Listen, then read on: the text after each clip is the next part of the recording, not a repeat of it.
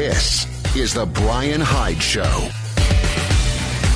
Welcome to the show. Hey, we've got a new aspect of the show. It's video, and it's my weekly sit-down with Eric Peters. Those of you who've been listening to him for years, now you have an idea of what the guy looks like. Eric, great to have you on the program. Oh, likewise, Brian. Hey, you've got proof of life, unless it's AI. Yeah, no, I want to see you hold up a recent newspaper. Let's make sure that we're dealing with this. Oh, and how many fingers does he have? Yeah, he looks like he's okay. No, I'm really happy that we're able to do this video portion. Although I'm going to admit I've kind of been relegated to the I guess purgatory studio, where this is not my normal studio, but I don't care. It's more important that you and I have a chance to chat about some of the things that are going on. Let's start with rumors about the Orange Man's untimely demise. I wasn't even aware this was a thing, but was this burning down social media?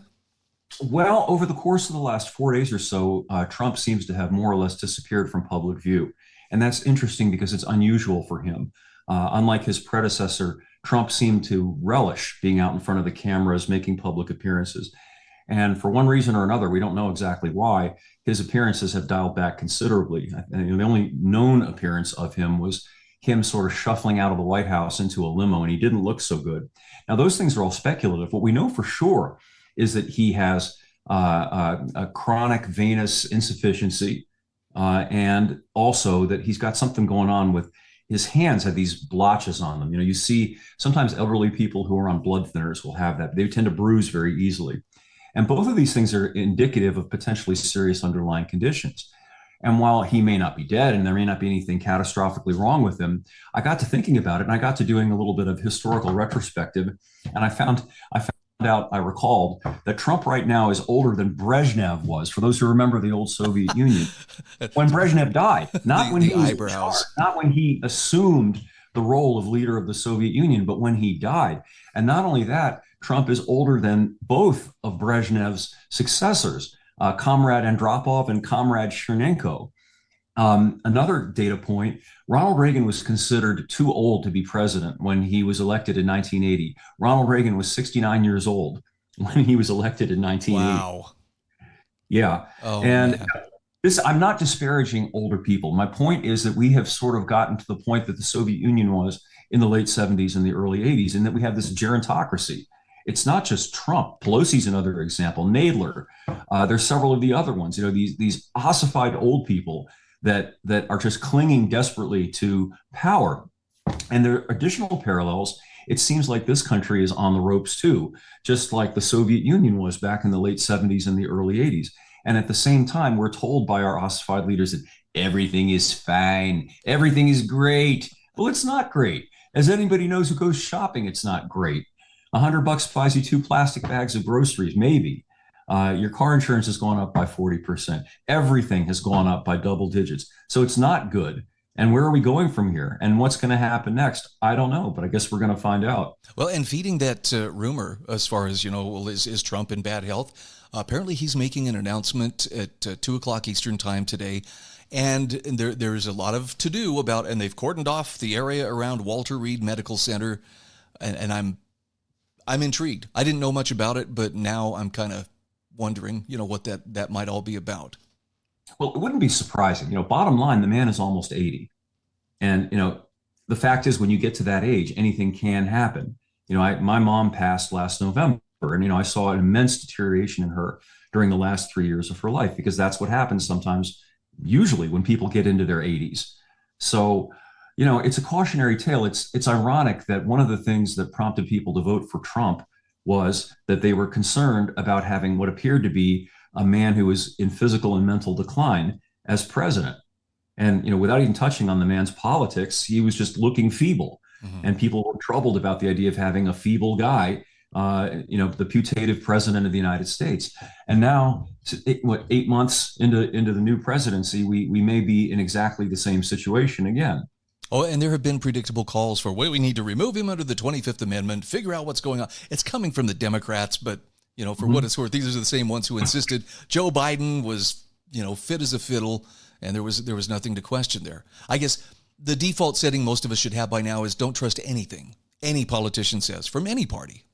Well, absolutely. And doesn't it speak to the just fundamental dishonesty of the times that we live in? And it transcends parties.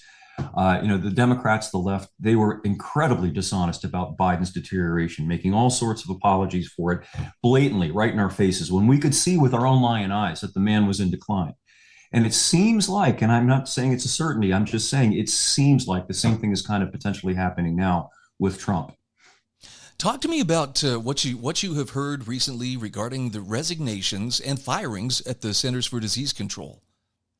Really interesting. And let me preface this with Trump's tweet of the other day, in which he, on the one hand, seemed to be questioning whether Operation Warp Speed was a good thing, and then on the other, leaving him room to say it was a bad thing.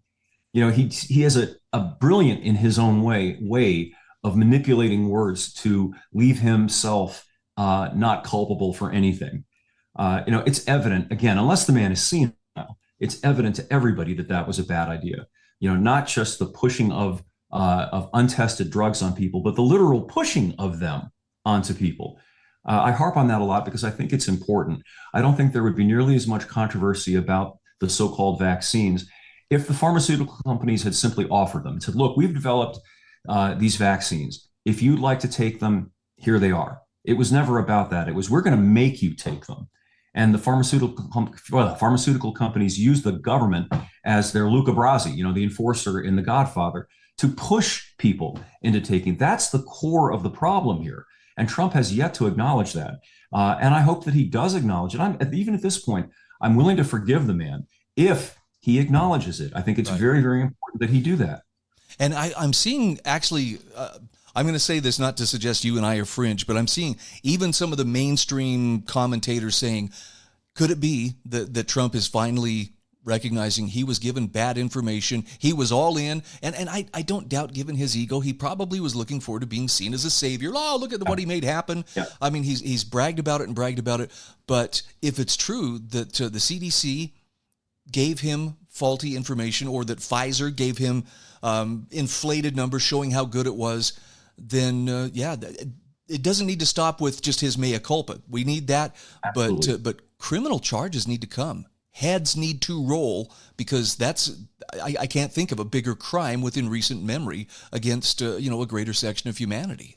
Nor I, and I think that that's a very important point. It's not enough that Trump comes out and says, "Look, I was misled. I made a bad decision, and I own it, and I'm sorry that I did that." Implicit in that is that the people who did mislead him and who pushed this on people and who did know, Trump can plausibly say, "Hey, look, I'm a politician. I'm not a scientist. I'm not an epidemiologist or a virologist. I was told this by these so-called experts that this was a safe and effective way to deal with this pandemic, this problem." The people at Pfizer, people like Burla, these people are experts in their field. They're the ones who hands-on were the ones who were manufacturing these things. They knew perfectly well what was going on with them. And yet they, with knowledge, continued to sell the lie to people. That's criminal. And that requires that they be held accountable. And I don't mean just, in some way censured publicly. Like you, I think that they should be put into the dock, prosecuted criminally, and that there should be severe consequences for what they've done. Agreed.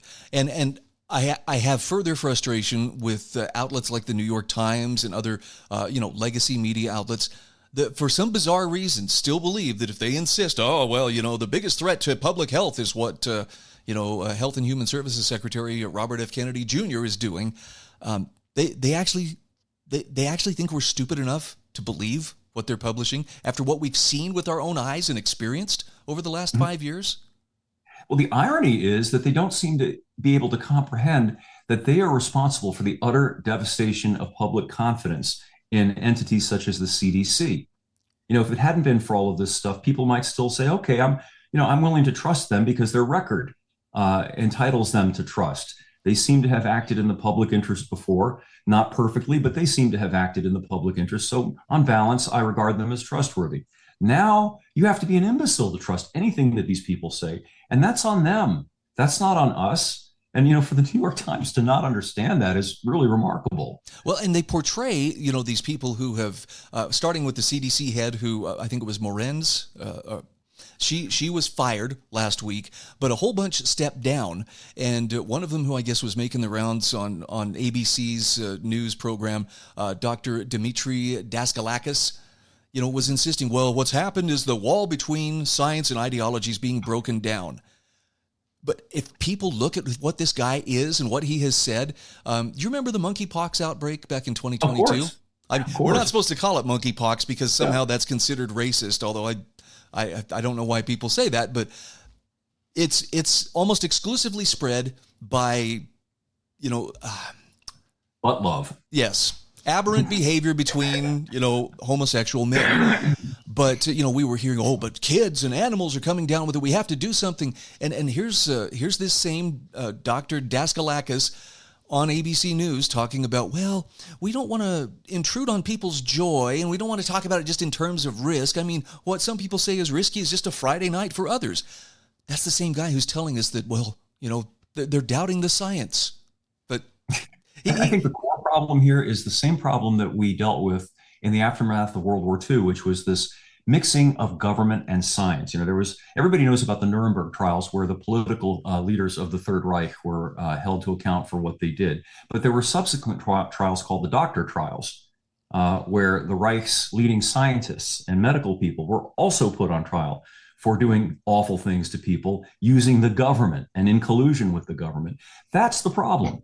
I believe in a free market when it comes to things like this, meaning, okay, you got something to offer people that's a benefit to them. People are going to go for it of their own free will if it's actually of benefit to them. Was it von Mises or a classic libertarian once said something like along the lines of, good ideas don't need guns. Yes. And there's a lot of truth to that. Get the government out of this business. The fundamental business of government is not to push things on people. It is to leave us free to make our decisions according to our own best judgment, to leave us alone. That's the proper role of government, to protect our rights. And one of the most important rights is bodily autonomy, to decide what makes sense for yourself and your family, as opposed to having some government goon try to force you to do something not only to yourself, but potentially to your kids as well. And especially when they're doing it in the name of science. And again, going back to this Dr. Daskalakis, I know it's he, him, because he put his pronouns in his resignation letter. He can't even refer to mothers or women. He talks about birthing people. And this is the guy who tells us science is under attack by Trump when he can't even, connect with reality. There's another thing that's related to this. I'm glad we got on this tangent because I think it's important. I read something about the government seeking to allow what they call a grace exemption. Have you heard about this? I have not. At universities and colleges, which would essentially formalize. During the pandemic, people would say, "Well, according to my religious beliefs, I don't wish to be vaccinated." It shouldn't be that. Now, that's important. People do have, I believe, they've got a right to the integrity of their religious beliefs, but that's beside the point. Everybody has a right to not be diddled with. Yeah. To not be a guinea pig, to not be a rat for somebody else's experimentation. You shouldn't have to beg for an exemption. It should be opt in rather than opt out. If you want a treatment, by all means, go ahead and get it. Informed consent. Those are the core issues here. I was actually reading an account on X earlier this morning from a J6 defendant who said, he was forced by a judge to take the jab, meaning he could not appear in the courtroom. He was basically he was forced against his will. The judge later actually admitted, yes, I violated your constitutional rights. Well, now he's having severe health problems, and so how do you walk that back? Is there any way to make that right? Not really. Certain things are irreparable. Rape is irreparable. You violate a person in that way, and that's with them for the rest of their lives. And that's why this is such a serious matter, and that's why it needs to be dealt with seriously. I think this country, this society, has been massively traumatized by the events of the past 4 or 5 years, and I don't think that it will be over until there is accountability. There has to be a cleansing, a national cleansing, and not just for the sake of holding those people accountable, but to send a message down the line to the future that this sort of thing cannot and will not happen again. Amen.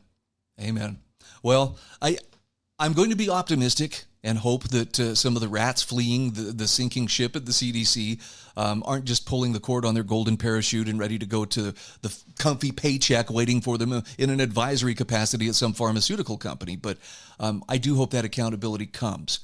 Let's talk automotive. I saw Yeah. your article about why buy a new car. And Yeah. this is a discussion my wife and I are having because all of our cars are now starting to age and we're starting to see the maintenance pile up, and it would just be cheaper to buy a new car. And I'd love to get your take on people who are asking that question. Why do they need to, what are the terms in which they need to frame that kind of a question? Well, let's set the premise. For, I don't know, the last 100 years up until about 10 years ago, it made obvious sense to buy a new car because generally speaking, you got a better vehicle. In other words, you got a vehicle that was reliable, that you could count on for years without having to worry about anything major going wrong with it. So it made sense. The shiny paint was nice. Maybe the better stereo was nice. But the bottom line was, you got rid of a vehicle that had gotten kind of crickety, that wasn't reliable and durable anymore, that maybe is going to leave you stranded somewhere for one that wouldn't. That's no longer true. Durability and reliability are going in the wrong direction now with new cars. New cars are commonly having not just little glitches and problems here and there, but catastrophic problems. I cite two examples. One from Toyota, and that's devastating because Toyota used to be the blue chip standard. You wanted a reliable car. If that was your primary concern, you wanted a well-built, reliable car, you got a Toyota. And there was good reason for that because until quite recently, you could probably expect to drive that Toyota for the next 25 years if you wanted to, without ever having to worry about anything major going wrong with it. Well, when Toyota, for compliance reasons, got rid of some of its more reliable engines, and specifically, I mean, its wonderful V8 engine that it used to put into models like the Land Cruiser and the Tundra pickup, and put a turbo hybrid V6 in place of it, well, they had to recall all of them because there was a defect with these engines. They weren't reliable. They failed. Similarly, Cadillac, General Motors, which uses a 6.2 liter V8 in the Escalade, which is a $100,000 vehicle. This is like a premium top of the line vehicle. Catastrophic, complete, total engine failure, sometimes within hours of delivery. I personally know a person who bought one of these things, and 4 weeks after they bought it, the bottom end of the engine grenaded. Wow. And who wants to deal with that? It doesn't matter that, oh, it's under warranty. Well, what good does that do you? You don't have a vehicle. And now you're going to wrangle and haggle with rental cars, with loaner cars, with, this and that, letters back and forth, calls and emails. You just want the freaking thing to work. Not to mention, will you ever really truly trust it again? You can't. You can't, particularly, okay, it's not just that the engine, the replacement engine may have the same problem. The way new cars are, they are so complicated and so integrated with everything. When you pull an engine out of a new car, you're talking about disconnecting lots of wiring harnesses, sensors, components. And if everything isn't connected exactly just right going back in, the likelihood of you having another problem is pretty high. So there's that issue. And then there are all these just gadgets and gimmicks that they're putting in new cars to justify the increase, and they're of no meaningful benefit that I can see to you and me as a potential purchaser. So keyless ignition is a good example of that. Okay, so you tell me, what is the advantage to having a button that you push and this fob that you keep in your pocket or purse, as opposed to a physical key? Is it really that difficult to take a key, put it in an ignition lock, and turn it? Now, mind you, that ignition key, I can leave it in my pants pocket, and if I forget about it and it goes through the wash, it's going to be just fine. And if I lose it, it's $10 to replace it. Price a key fob. Some of these key fobs are $300 or more a piece. It's crazy. So now you hold that on one side of the ledger. The other thing that's important is that vehicles made since roughly the mid-late 90s all the way through about 2005, they're wonderfully modern in every sense. If you get into, assuming it's in sound mechanical condition, you can get into a 20-year-old car and it runs and drives as well or even better than a brand new car, because it doesn't have all this over-the-top elaborate stuff in it that makes a car glitchy. I've got a 24-year-old truck outside, and it's fuel injected, and it has air conditioning, and it's totally reliable, runs and drives just as well as, in many cases, better than the new cars I test drive every week. So what's the advantage? Okay, it doesn't have a great radio, or it didn't, but I put in a modern radio for $160, and now I've got a radio that's just about as good as most of the radios that come in the new cars, but I don't have advanced safety assistance technology. I don't have a computer that's like sending out updates and receiving telemetry and narking me out to the government and the insurance mafia. So at the end of the day, I'll keep my old car, and I think that message is being received loud and clear by a lot of people out there. I caught a video the other day from a guy who apparently has been wrenching on Hondas for a long time. And he said, it is by no means unusual to see people bring in a 250, 300,000 mile Honda that is still in just excellent condition because it's been well maintained and they really were built to last. But he said newer models, and I kind of held my breath because we have a 2016 Honda Pilot. He says, starting in about 2016, I'm like, don't, Yeah. rats. But he says the transmission, you used to be able to buy parts to fix the transmission, no more. He says, when something fails, you have to buy the whole enchilada, the whole transmission from Honda, which, much more expensive. The downtime you mentioned, rental cars, the whole 9 yards. To me, more and more, it's making sense. Hang on to the old cars and learn how to maintain them and replace parts as you need to. Yeah, they're economic ticking time bombs. In the case that you cite, a replacement transmission from Honda is going to be $5,000 or $6,000. Most people don't have $5,000 or $6,000 to pay for that. So what are they going to do? They're going to put it on their credit card and pay 19-20% interest on that. It ends up being more sensible financially to throw the vehicle away and get a new one because the monthly payment is more manageable in a sense. Than putting $5,000 at 20% interest on your MasterCard. You've got a car payment for the next 6-7 years at 0 or 1% interest, and it seems like it's a better deal. The point is, people just can't do it. They can't come up with $5,000 or $6,000, and the manufacturers know that, and the dealers know that. So here you go. We could get you into this new car right here. And I know it sounds sinister, but I think it's the case. That's what they want. I think that they ironically realized the cars, they had reached such a state of development with cars in the 90s and early 2000s. They had gotten so good, so reliable, so durable that, unless you just wanted a new car for the sake of, I'd like to have a new car, you didn't need to buy a new car, but once every 15 or 20 years, and they don't like that because, you're in the time after you pay off the car, and then another 7, 8, 9, 10 years down, you're not paying anything, are you? They want you paying constantly, perpetually. That's the game plan here. We're all going to become subscribers. Yes. Right? Well, literally down to options in the vehicles. They're doing that now. Like Volkswagen got in all kinds of hot water recently because, they were going to say, okay, we're going to unlock the power that we've built into the vehicle. It's there, but you can't access it unless you pay us a certain amount of money per month. And BMW was doing the same with heated seats. The hardware was in the car. You had the heating elements that were in the seats and the switches, but they wouldn't work unless you paid BMW a monthly subscription. Man, and they get to act like, well, we generously heard your cries and are responding when you pay us. Yeah, it's awful. We've gone from an owner society to a serf society. It used to be that average people in this country owned things. They owned cars, they owned land, they owned single family homes. And in that sense, they were richer than the royalty of England in a lot of ways. And now we're gradually being reduced to the status of serfs, who are allowed to eke out an existence at the pleasure of the lord of the manor. Well, Eric, as always, it's great to have you on. And look, for people looking for general automotive advice and knowledge, you couldn't find a better website than ericpetersautos.com. Thanks again for being on the show. And if you're up to it, next week we'll fire up the video again and do this once more. Sounds great, Brian. Thank you for having me. This is the Bryan Hyde Show.